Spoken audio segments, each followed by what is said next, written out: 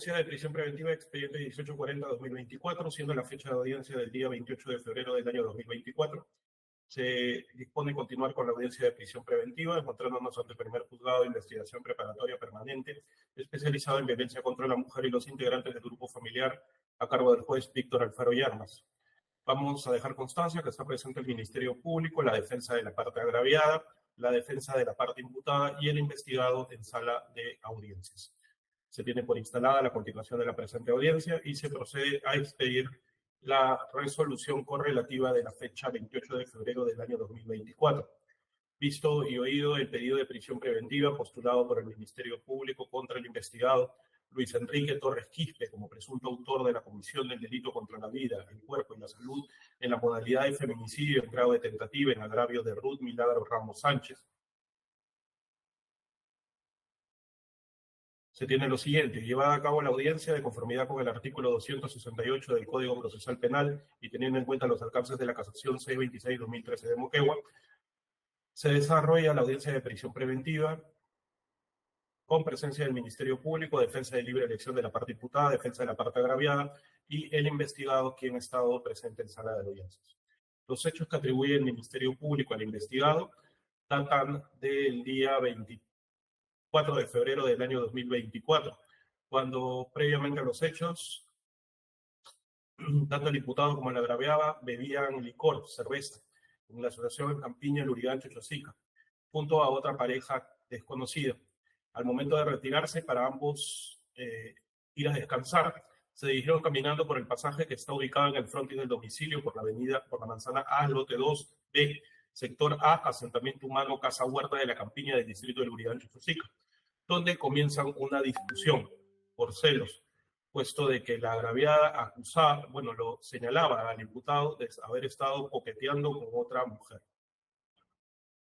Es en esas circunstancias que el investigado habría sujetado de los cabellos a la agraviada, la habría tomado del cuello, utilizando Fiscalía el término cogotear, la sujetó fuertemente con su brazo por su cuello hasta hacerla perder el conocimiento.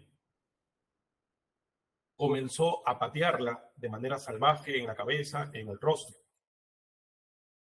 hasta que la misma quedó tendida en el suelo, y al ser advertida de dicha circunstancia por pobladores del lugar, el investigado huye, siendo intervenido por vecinos del sector, quienes posteriormente dieron aviso a la autoridad policial, siendo de que en esas circunstancias se habría procedido con la intervención del investigado.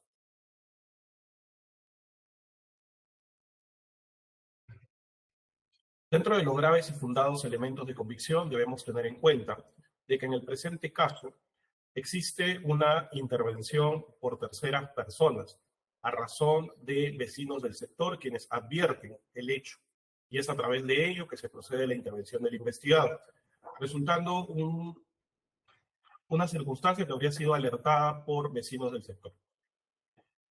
Se tiene como punto siguiente de que el hecho se advierte y se hace conocido a través de las redes sociales por una grabación de una tercera persona, que conforme a la revisión del presente caso, el Ministerio Público aún no ha identificado, debiendo tener en cuenta de que durante el desarrollo del hecho ha sido presenciado por terceras personas. Por lo tanto, en el caso no se habría realizado el evento delictivo que atribuye el Ministerio Público de manera clandestina, sino que ha podido ser apreciado por diversos testigos. Tanto así que algunos de ellos son los que ayudan en la intervención del investigado. Como punto siguiente, también debe dejarse en claro que la agraviada brindó declaración con fecha 25 de febrero del 2024, la cual de manera enfática indicó no querer declarar, que el investigado era su enamorado y que no quería hacer nada, evidenciándose en ese sentido de que la agraviada no desea colaborar con la presente investigación, circunstancias de las cuales el Ministerio Público habría tomado conocimiento desde el momento en el cual se toma su declaración. Esto es prácticamente al inicio de la investigación preliminar. Sin embargo, debemos tener en claro que si bien existen derechos de libre disponibilidad en el cual una persona puede abstenerse a presentar una denuncia, existen conductas que no pueden ser normalizadas y que deben ser puestas en conocimiento a la autoridad policial o a la autoridad fiscal, siendo inclusive que dichas circunstancias pueden ser puestas en conocimiento por terceras personas o inclusive podría actuar de oficio tanto la autoridad policial como el Ministerio Público. En el caso en concreto, debemos tener en cuenta de que el conocimiento de la noticia criminal habría sido difundido a través de redes sociales. Esta sería una forma en la cual se puede poner en conocimiento un hecho delictivo. Debemos estar al tanto de las tecnologías actuales, siendo de que el Código Procesal Penal en el año 2004 no habría tenido en cuenta ciertas formas de conocimiento de la noticia criminal. Sin embargo, sí se encuentra regulado el conocimiento la puesta en conocimiento de un hecho por acción popular, es decir, por conocimiento de terceras personas, quienes no tendrían ninguna vinculación con el hecho, pero de manera altruista ponen en conocimiento un hecho delictivo, más aún que se trataría de una conducta evidente, que afectaría a los derechos fundamentales de una persona, debiendo tener en cuenta que la actuación del Ministerio Público se debe sujetar estrictamente a un Estado constitucional de derecho. Por lo tanto, en el caso en concreto, advertimos que el conocimiento de la noticia criminal se divulga a través de redes sociales. En ese entendido, no es necesaria la ratificación de una denuncia por parte de la agraviada, puesto de que se advertiría un hecho violento en su perjuicio. Y si bien la misma ha ratificado en su declaración no persistir con la incriminación, ello no deja de lado de que el Ministerio Público actúe de oficio, conforme habría sucedido en el presente caso. Por lo cual, deberá determinarse dentro del primer presupuesto para imponer prisión preventiva en los graves y fundados elementos de convicción que la norma regula que se deben dar al momento de un pedido de prisión preventiva, si la conducta que habría desarrollado el imputado tendría elementos que permiten incidir solo un ámbito de agresión física o de por medio han habido circunstancias donde se ha puesto en peligro la vida de la víctima o habría podido surgir producto de la agresión que habría desarrollado el imputado. El delito de feminicidio regulado en el artículo 108b del Código Penal establece de que se sanciona aquella conducta en la cual se pretenda acabar con la vida de una mujer bajo un contexto de violencia regulado en la norma. En el caso en concreto, advertimos que existe un vínculo entre el imputado y la agraviada, que es de enamorados, es decir, una relación sentimental cercana, y que inclusive al momento del hecho mantenían dicha relación sentimental.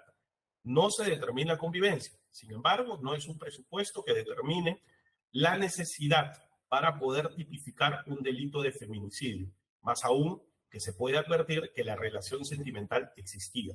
Esto por propia declaración del imputado, así como también la agraviada reafirma ello en la breve declaración que brindó en la investigación preliminar.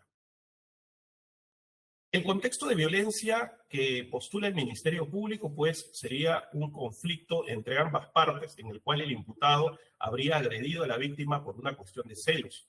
Los celos están regulados como un estereotipo de género, en el cual podemos evidenciar que se generan diversas conductas de agresión bajo circunstancias que no estarían justificadas, puesto de que existen conductas que no deben desembocar en un ámbito de agresión o un ámbito de maltrato producto de un estereotipo. En este caso, el imputado habría tratado de realizar actos de control sobre la agraviada y no habría estado de acuerdo en los reclamos que la misma le habría efectuado, determinándose ello como circunstancias de poder. Y esto regula el Acuerdo Plenario 1/2016 dentro de los alcances del análisis del delito de feminicidio. Con respecto al desarrollo de la investigación para poder evidenciar si existen elementos que permiten inferir un delito de feminicidio en grado de tentativa, debemos tener en cuenta que el certificado médico legal no brinda información de manera detallada con respecto a las lesiones que habría presentado la agraviada. y esto por cuanto el médico legista solicitó exámenes auxiliares. Debe también tenerse en claro de que al momento de que el médico legista realiza el certificado médico legal, no tiene conocimiento pleno del hecho, no ha visualizado el video que ha sido realizado durante las diligencias preliminares, ni tiene conocimiento en las circunstancias en las cuales se habría realizado la agresión. El mismo solo aprecia a la víctima y determina qué lesiones observa en el cuerpo de la misma. Sin embargo, en este caso no tenemos un resultado definitivo, por cuanto la agraviada no decidió continuar con las evaluaciones que habrían sido dispuestas en su oportunidad, debiéndose haber concluido las mismas para tener un pronunciamiento final. Por lo tanto, si nos rigiéramos tan solo al certificado médico legal, pues no podríamos evidenciar una circunstancia de feminicidio en grave tentativa conforme postula el Ministerio. No obstante, la doctrina jurisprudencial ha establecido que no es vinculante el pronunciamiento de un médico legista o de un perito para el órgano jurisdiccional, debiendo también tener en cuenta otros elementos, como es la forma en la cual se desarrolla el delito, ya que de lo contrario, lesiones que, por ejemplo, tendrían menos de 10 días de atención facultativa o menos de 30 días, pues no necesariamente encajarían en un ámbito de feminicidio, sino serían tipificadas por sí solas como lesiones haciendo una interpretación restrictiva de la norma, lo cual no corresponde en determinados casos.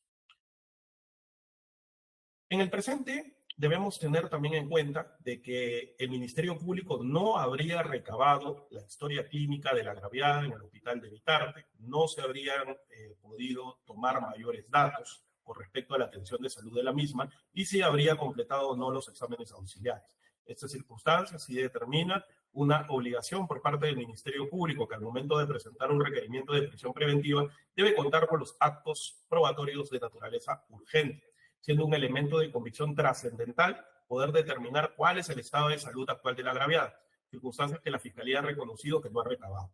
Debe tener en cuenta el Ministerio Público que la norma procesal ha regulado y establecido facultades en las cuales el tiempo de detención en circunstancias de flagrancia podría ser ampliado y lo ha regulado de manera expresa frente a circunstancias en las cuales existan dificultades durante la investigación preliminar. Y por ello, la Judicatura advierte una clara circunstancia, que es que en el sentido de que la agraviada no ha querido colaborar con los actos de investigación, por lo tanto, la estrategia del Ministerio Público ya no podía enfocarse sobre la víctima, sino sobre los exámenes auxiliares y de testigos que habrían presenciado el hecho. Por lo tanto, Fiscalía debe tener en cuenta dichas circunstancias frente a una investigación de naturaleza similar.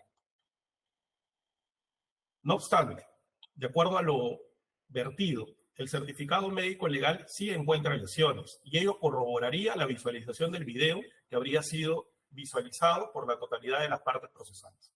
Con respecto a la obtención del video, existen diversos elementos que inciden en la forma en la cual se habría obtenido dicha grabación, que ha sido a través de redes sociales, conforme están las actas respectivas. Pero no solo se obtuvo el video, conforme he indicado, se visualizó y se realizó en presencia de la defensa del imputado y del propio investigado, quien ha aceptado que es la persona que se encuentra con la agraviada. No hubo ninguna observación por parte de la defensa en relación a circunstancias de alteración, edición o afectación en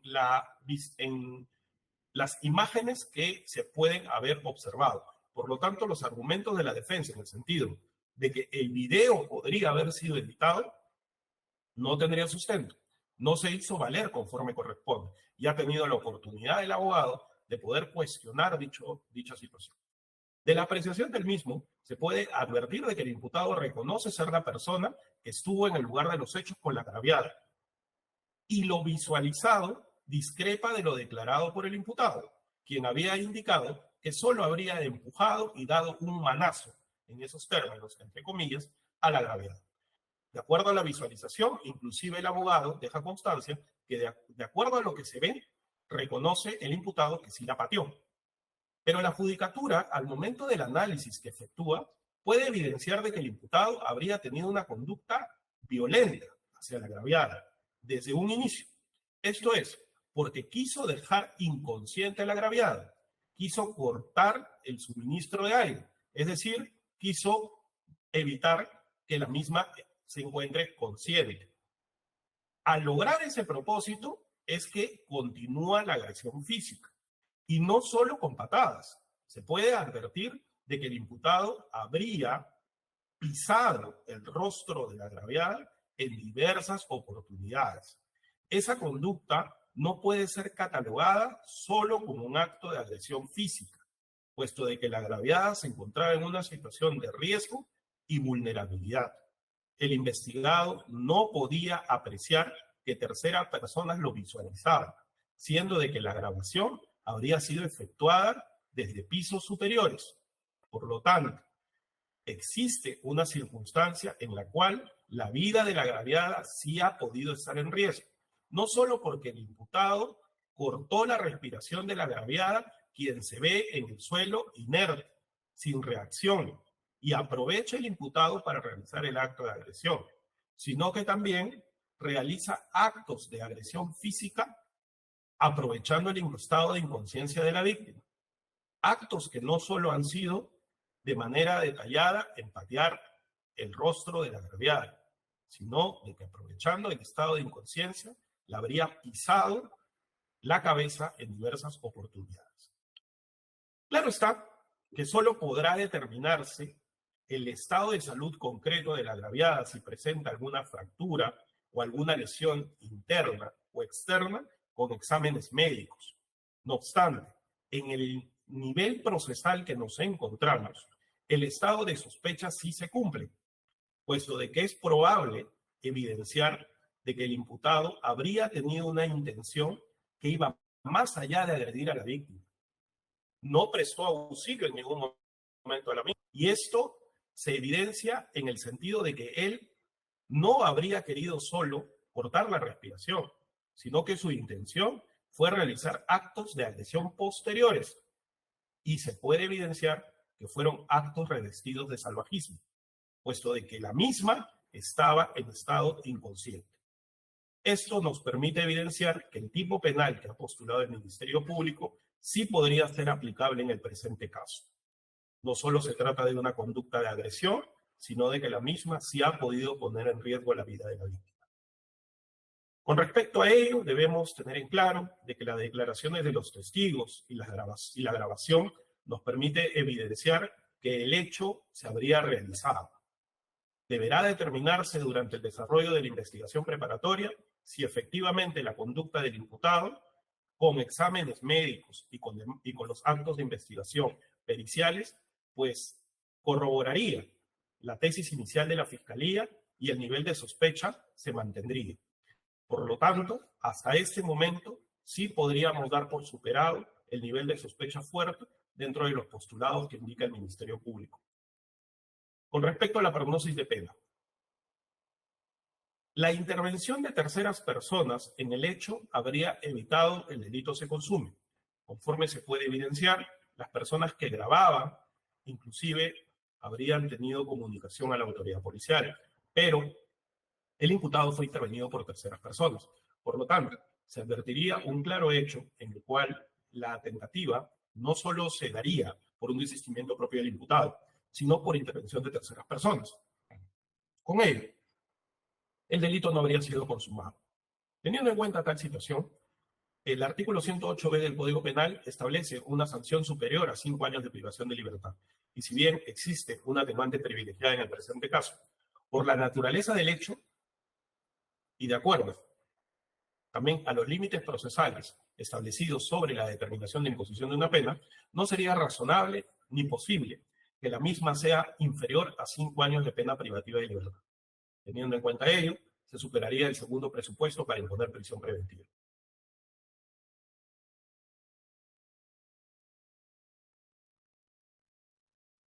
Con respecto al peligro procesal.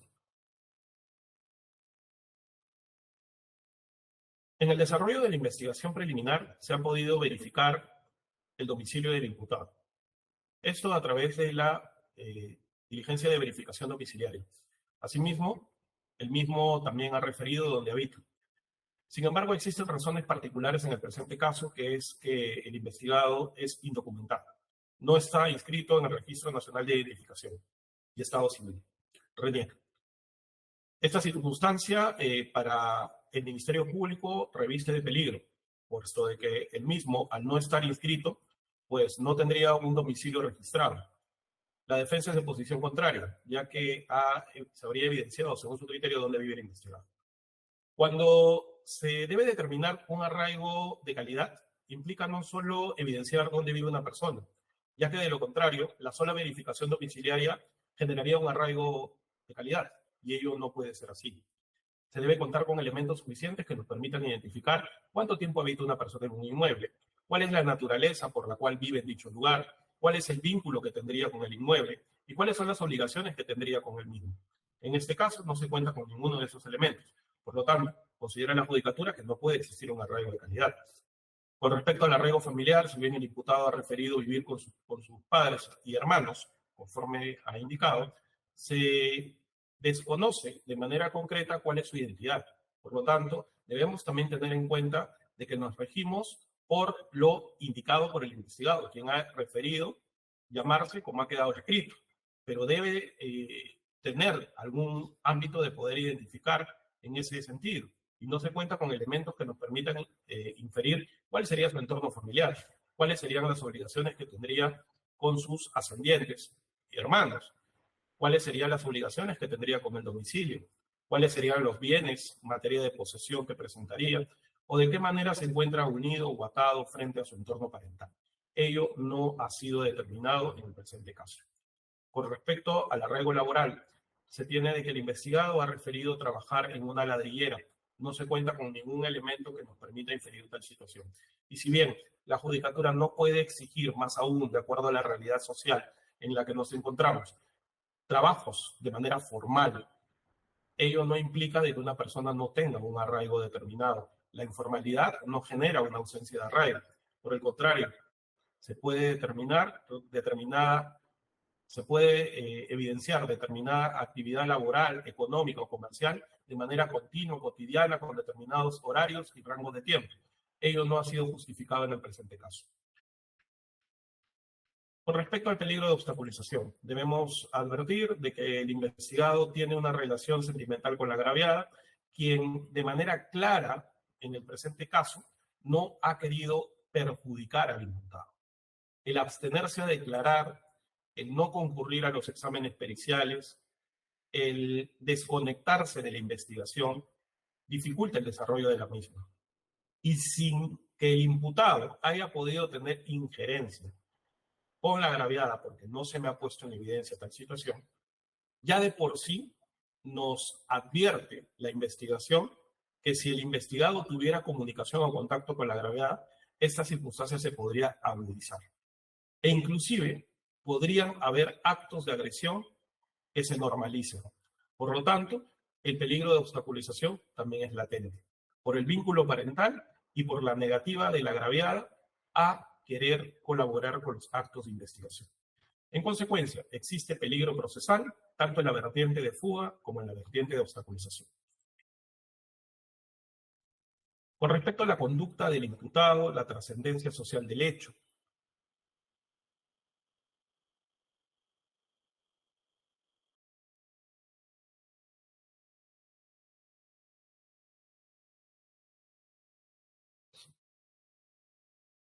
la intención voluntaria de reparar el daño, se puede advertir de que el investigado habría tenido una actuación durante la investigación preliminar acorde a lo que se le ha exigido. Ha prestado su declaración y se ha sometido no se habría sometido a la evaluación psicológica. Sin embargo, ello no determina una conducta contraria al imputado porque es un derecho que le corresponde. Sin embargo, sí se debe tener en cuenta de que se trata de un delito de naturaleza grave, en tratar de acabar con la vida de una persona, y más aún en la forma en la cual se habría dado los hechos, evidenciando una circunstancia de abuso por parte del investigado sobre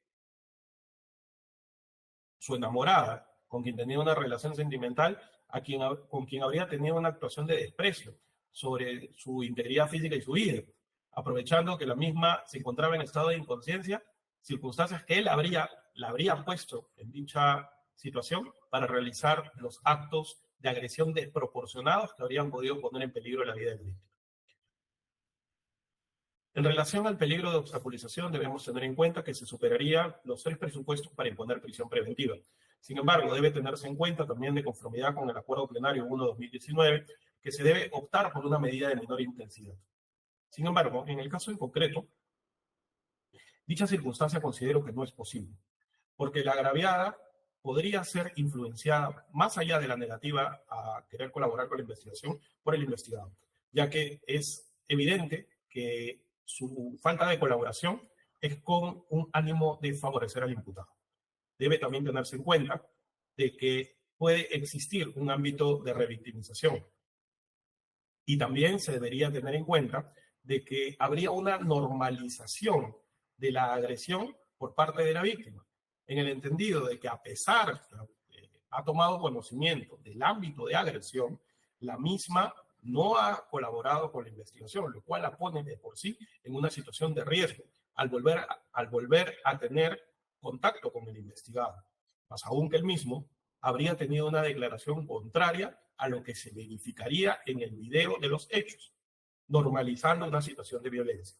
Por lo tanto, sí es necesario aplicar en el presente caso una restricción a la libertad del investigado a efectos de evitar el normal desarrollo del proceso, que la investigación no se vea afectada y debe tenerse en cuenta de que los actos de investigación que realizará el Ministerio Público tendrán circunstancias que ya de por sí deberán enfocarse fuera del entorno personal de la agraviada, sino obtener información a través de terceras fuentes. Por estas circunstancias, considero de que se debe restringir la libertad del imputado conforme a lo solicitado por el Ministerio Público. Con respecto al plazo de la medida, Fiscalía solicita 9 meses de prisión preventiva y se puede evidenciar que cerca del lugar de los hechos han habido cámaras de seguridad, conforme se ve de la inspección realizada. Se desconocen a la fecha los exámenes toxicológicos y se deben recabar la totalidad de información con respecto a la atención médica que habría recibido la agraviada y el enfoque que deberá tener la investigación será sobre terceros. Por lo tanto, sí resulta justificable lo solicitado por la Fiscalía, teniendo en cuenta aún que la medida de prisión preventiva abarca la totalidad de posibles etapas del proceso y no solo la investigación preparatoria. Por estas consideraciones, la Judicatura resuelve de la siguiente manera. Primero,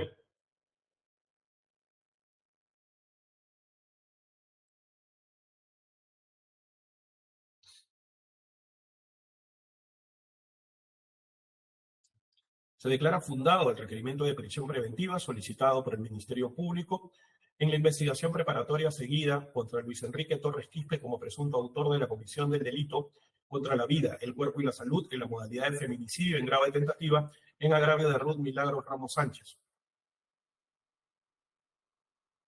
Ilícito previsto y sancionado en el artículo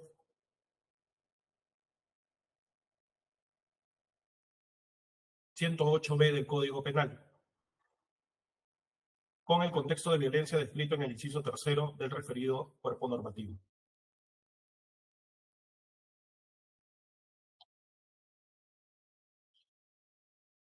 Segundo, se dispone imponer prisión preventiva contra Luis Enrique Torres Quispe por el plazo de 9 meses, por lo que, computándose la medida desde el momento en el cual se produjo su detención, esto es el día 23 de febrero, del día 24 de febrero del año 2024, la medida vencerá el día 23 de noviembre del año 2024. Se dispone el internamiento en cárcel pública del imputado por el plazo de 9 meses, conforme se ha indicado, cursándose los oficios respectivos para el cumplimiento de la finalidad. Se notifica la presente resolución en acto de audiencia. Ministerio Público. Conforme con la decisión, señor juez. Defensa de la parte imputada. No estamos conformes, señor magistrado. Vamos a solicitar la apelación y respetuosamente le solicito que en el día nos haga enviar la resolución que ha motivado su decisión, por favor. Téngase por interpuesto el recurso de apelación fundamentado por la defensa. Deberá ser fundamentado en el plazo de ley, quedando notificado en el día. bajo procedimiento de ser rechazado. Siendo una resolución de carácter oral, deberá remitírsele en el día la grabación de la presente audiencia a la defensa de la parte imputada, dejando constancia en los actuados. La audiencia queda notificada a la parte agraviada para los fines pertinentes. La audiencia concluye 10:10 de la mañana del día 28 de febrero del 2024. Buenos días, compañeros.